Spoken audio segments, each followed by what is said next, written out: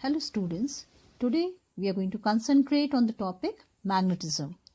The first known magnets were the pieces of lodestone and ore of iron oxide found in large quantities in Magnesia in Asia Minor. These pieces of lodestone found in nature were later on called natural magnets. The word magnet is derived from the word magnesia. The natural magnets were found in quite irregular and odd shapes, and they were not magnetically strong enough for use.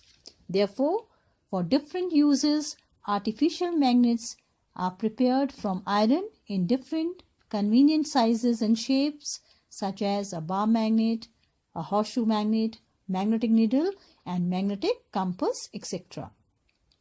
A magnet possesses number of properties. The first is the attractive property. If iron nails are placed near a magnet, then the iron nails are attracted by the magnet. The attraction power is maximum at the poles, and the power reduces as we move towards the center of the magnet.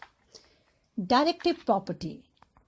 If a magnet is suspended with a silk thread such that it is free to rotate in a horizontal plane, it sets itself always pointing in the geographic north-south direction.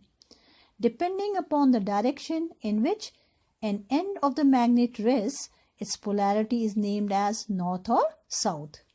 The pole of the magnet which points towards the geographic north of the earth is known as the north-seeking pole or the north pole of the magnet, whereas the pole of the magnet which points towards the geographic south of the earth is known as the south-seeking pole or the south pole of the magnet. Two like poles repel each other, while two unlike poles attract each other. Coming on to the new property or new phenomena, that is induced magnetism. The temporary magnetism acquired by a magnetic material when it is kept near or in contact with a magnet is called induced magnetism. The process in which a piece of magnetic material acquires the magnetic properties temporarily in presence of another magnet near it is called magnetic induction. A magnetic pole induces an opposite polarity on the near end and a similar polarity on the farther end of the iron bar. The space around a magnet in which the needle of a compass rests in a direction other than the geographic north-south direction is called the magnetic field of the magnet. As the distance of a point from the magnet increases, the effect of its magnetic field decreases. Magnetic field is a vector quantity. A magnetic field line is a continuous curve in a magnetic field such that the tangent at any point of it gives the direction of the magnetic field at that point. And the magnetic field lines have been explained in this particular diagram. The magnetic field lines around a bar magnet have been shown starting from the north pole of the magnet and ending up at south pole in this particular diagram. A magnetic field lines have the following properties. They are closed and continuous curves. Outside the magnet, they are directed from the north pole towards the south pole of the magnet, but inside the magnet, the magnetic field lines are directed from south pole towards the north pole, and thus a continuous and closed curve is formed. The tangent at any point on a field line gives the direction of magnetic field at that point. Magnetic field lines never intersect with one another. They are crowded near the poles of the magnet where the magnetic field is strong and are far away near the middle of the magnet and far from the magnet where the magnetic field is weak. Parallel and equidistant field lines represent a uniform magnetic field. The very common example is the Earth's magnetic field in a limited space is uniform. The magnetic field of Earth. Our Earth itself has a magnetic field and it behaves like a magnet. The existence of the Earth's magnetic field is based on the following facts. Number one, a freely suspended magnetic needle always rests in geographic north-south direction. It is assumed that inside the Earth, the magnetic material behaves like a magnet, which must have its south pole in the geographic north and north pole in the geographic south, because of which the north pole of a magnet will point towards the geographic north due to the magnetic south attracting it. An iron rod buried inside the Earth along north-south direction becomes a magnet. Neutral points are obtained on plotting the field lines of a magnet where the net magnetic field is 0. A magnetic needle rests with its geometric axis making different angles with horizontal when suspended at different places on Earth. At two places, the magnetic needle becomes normal to the Earth's surface. These points are called the Earth's magnetic poles. Whereas at two places it becomes parallel to the Earth's surface, and these points lie on Earth's magnetic equator. Two places where the magnetic needle becomes vertical are called magnetic poles, and the line joining these places where the magnetic needle becomes horizontal is called magnetic equator. It can be concluded that the Earth behaves as if a huge bar magnet is present at its center with its magnetic south pole in the geographic north and the magnetic north pole in the geographic south. The magnetic field lines of the Earth are normal to the Earth's surface near the magnetic poles and parallel to the Earth's surface near the magnetic equator. Earth's magnetic field is uniform in a limited space, which has been shown in this particular diagram, where the magnetic field lines of the Earth are shown from magnetic north to the magnetic south or from the geographic south to geographic north. It is noticed that these lines do not intersect with each other. They are always parallel and equidistant. If you are asked to plot the non-uniform magnetic field of a strong bar magnet and the neutral points, then two common diagrams have been shown in these diagrams. The first diagram shows the magnetic field lines due to a bar magnet, and the second diagram shows the magnetic field lines due to a horseshoe magnet, where the magnetic field lines are originating from the north pole and they are ending up at south pole.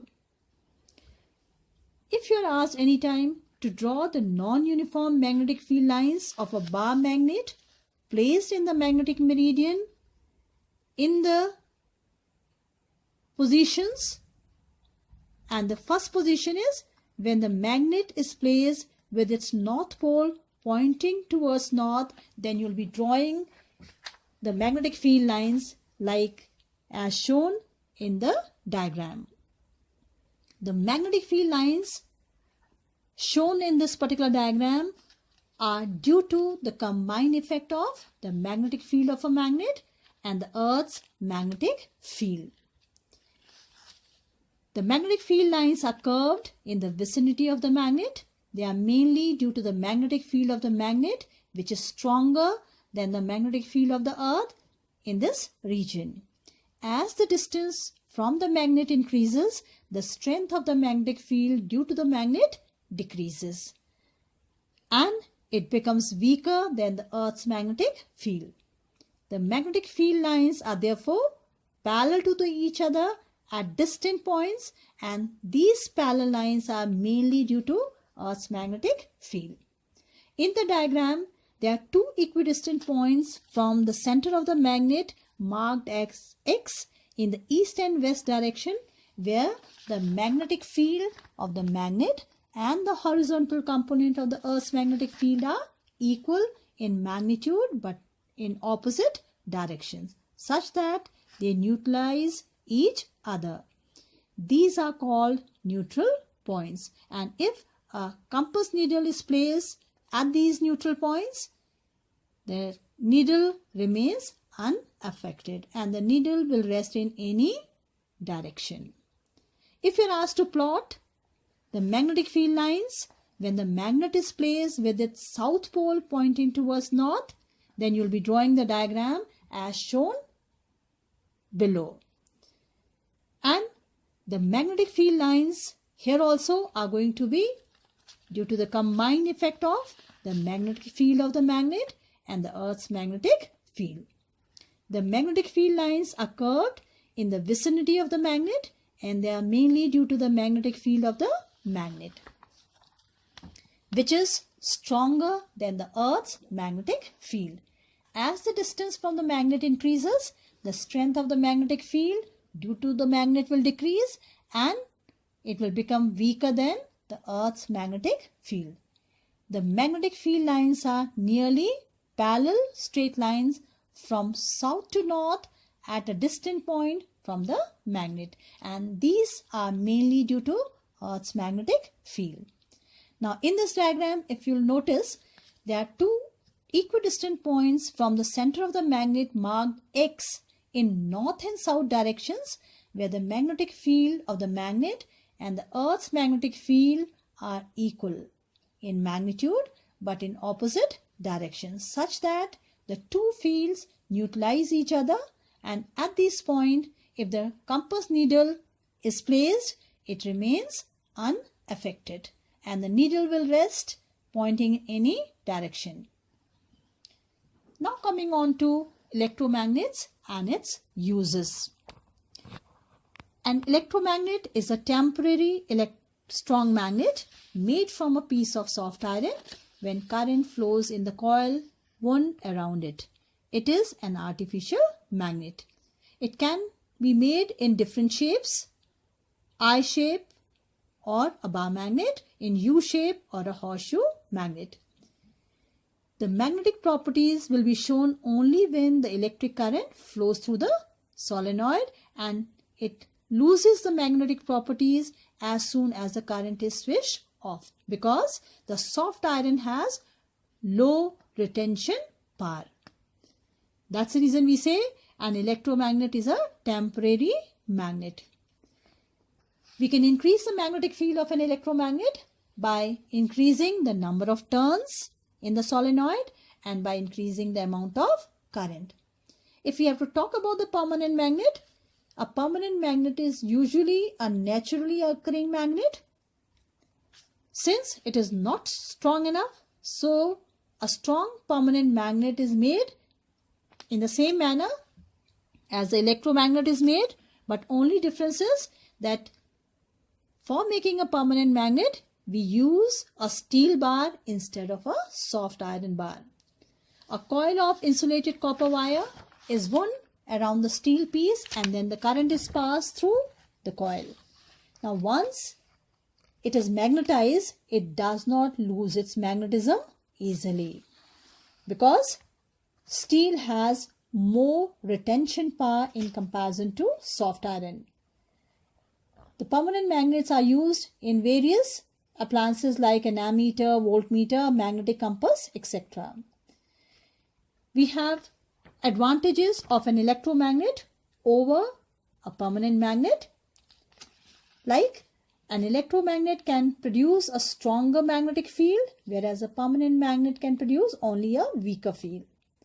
The strength of an electromagnet can easily be changed by changing the amount of current or the number of turns of the coil, whereas a permanent magnet has a fixed magnetic strength. It cannot be changed.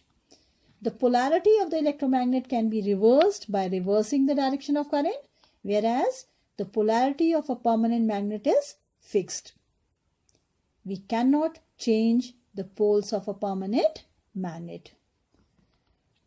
Electromagnets can be used in different places for lifting and transporting heavy iron, girders, plates, etc., for loading furnaces with iron, for separating iron pieces from debris, and in several electrical devices such as electric bell, electric motor, etc. The electromagnet and permanent magnet, the difference between, you can understand easily. It has been given in this particular table and it has already been explained before. We can